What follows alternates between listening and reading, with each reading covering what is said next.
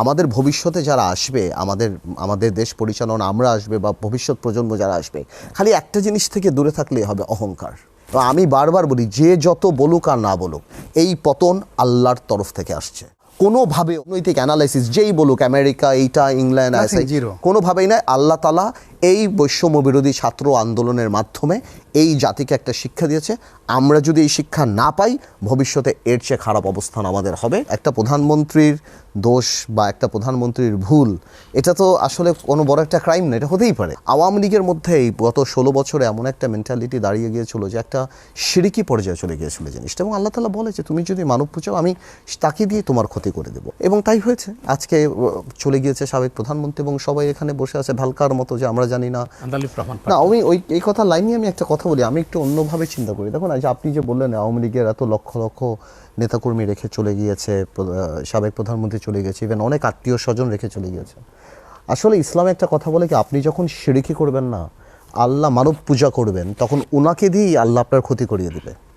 এটা রাজনীতির বাইরে। এটা একটু রনি বলে দেবেন যে প্রধানমন্ত্রীকে, ওবায়দুল কাদেরের বলতে হচ্ছে রনিকে তার ব্যাপারে কথা বলার জন্য, মানে everyone's position is so weak.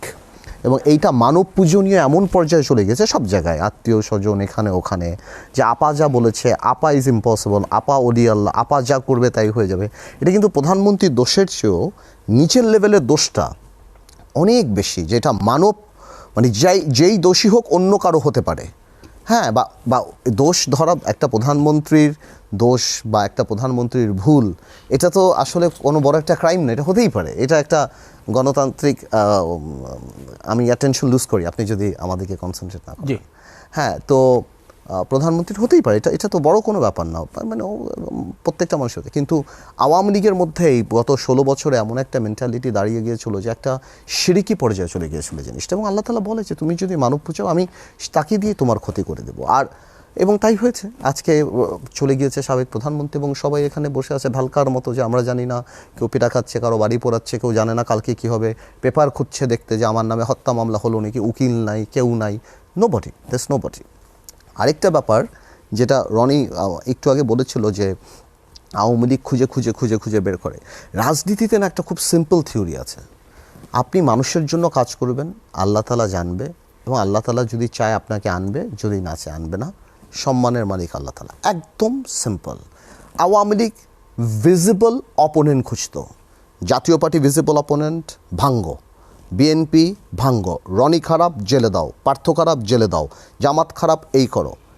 বৈষম্য বিরোধীকে চিনে নাই, জানতো না। আপনার পতনের সময় সেটা উপর থেকে আসবে। আপনি ভিজিবল, ইটস লাইক আপনি পৃথিবীর সব ডক্টর নিয়ে আসেন এবং সব ভ্যাকসিন লাগান, আপনি মারা যাবেন। এটা আল্লাহর হাতে, আপনার অসুখ না থাকলেও আপনি মারা যাবেন। সো আমরা করি কি, আমরা মানে এই পলিটিশিয়ান করে থাকার জন্য, এ আমার, ও আমার, এ আমার, কেউই তোমার না। তোমার যখন সময় হবে তখন তোমার যেতে হবে। তো সময় হয়েছে, চলে গেছে। এটা না করে যদি প্রপারলি করতো না, কিন্তু হয় কি, ওই সময় আল্লাহ মোহর মেরে দেয়। আল্লাহ যখন মোহর মেরে দেয়, আপনি ভিজুয়ালাইজ করতে পারেন না, আপনি দেখতে পারেন না যে আসলে আমার অবস্থানটা কী। না হলে এটা তো খুব সিম্পল ব্যাপার ছিল। প্রধানমন্ত্রী যদি, সাবেক প্রধানমন্ত্রী যদি খালি এই ছেলেদেরকে বলতো তোরা আমার সাথে ভাত খেয়ে যা, প্রথম দিন ফিনিশ, আর কিছুই লাগতো না। দাবি দাবা মানার পরই 6 জনকে উঠে নিয়ে যেতে হলো, আবার মারতে হলো, আবার ডিবি অফিসে দিতে হলো, আবার স্টেটমেন্ট দিতে হলো, আবার স্টেটমেন্ট দিতে হলো, বিপরীতে আবার ওনার বিরুদ্ধে স্টেটমেন্ট দিতে হলো। এটা দরকারই ছিল না। তাই বললাম না যে এই ভিজিবল, এই যে ভিজিবল যে জিনিসটা থাকে না মানুষের, যে আমি মনে করি একে থামালে আমি বাঁচবো, একে থামালে আমি বাঁচবো, আমি সব ম্যানেজমেন্ট করবো না। ভাই, মানুষের প্রতি অনেস্ট থাকো, মানুষের প্রতি অনেস্ট থাকো। ক্ষমতা থেকে চলে গেলেও মানুষ ভালোবাসবে, আল্লাহ তাআলা সম্মান দিয়ে রাখবে, এই অসম্মান নিয়ে আল্লাহ তাআলা করবে। ছোট একটা প্রশ্ন আপনাকে করতে চাই, সেটা হচ্ছে ভুল করে ভুলে যাওয়া কিংবা ভুল থেকে শিক্ষা না নেওয়া, এটি কিন্তু আমাদের জাতীয় চরিত্র হয়ে গেছে। আমরা কি, আপনি তো একজন রাজনীতিবিদ, ভবিষ্যতে সেটা হচ্ছে রাজনীতি করবেন, হয়তো মন্ত্রী হবেন, হয়তো এমপি হবেন, আপনি যদি ক্ষমতায় যান সেই ক্ষেত্রে এই ভুল থেকে আপনি কি শিক্ষা নেবেন? জাতির কাছে আজকে কি অঙ্গীকার করবেন? আমি তো অঙ্গীকার জাতির কাছে করব, আমি অঙ্গীকার আল্লাহ তাআলার কাছে করি। যে অঙ্গীকার তো তার কাছে, আমি তো প্রথম থেকেই বলছি, আমি কেন, প্রত্যেকটা মানুষের নেওয়া উচিত।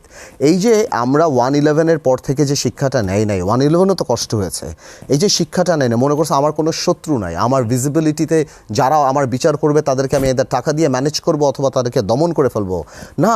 আমি বললাম তো, অভিশাপ, যে রনি যেটা বলো, অভিশাপ উপর থেকে আসে। বিকজ আমাদের দায়িত্বটা তো আল্লাহ তাআলার কাছে, ক্ষমতাটা তো আমানত, এবং আমি যদি এটা খেয়ানত করি বিচারটা তো সেখান থেকে আসবে।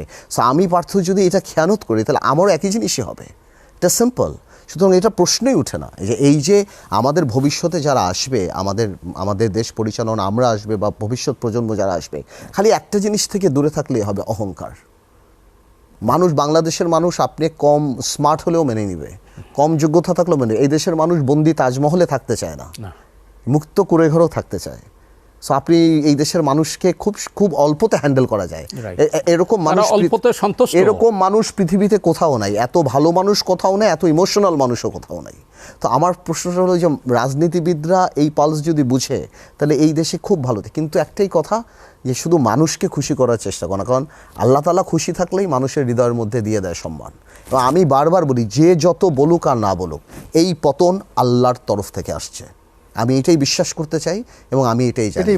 এইটা কোনোভাবেও কোনো রাজনৈতিক অ্যানালাইসিস যেই বলুক, আমেরিকা এইটা, ইংল্যান্ড, কোনোভাবেই নয়। আল্লাহ তাআলা এই বৈষম্য বিরোধী ছাত্র আন্দোলনের মাধ্যমে এই জাতিকে একটা শিক্ষা দিয়েছে। আমরা যদি এই শিক্ষা না পাই, ভবিষ্যতে এর চেয়ে খারাপ অবস্থান আমাদের হবে। আর আমরা যদি শিক্ষা পাই, তাহলে আলহামদুলিল্লাহ এই দেশকে আমরা সুন্দর বাংলাদেশ বানাই।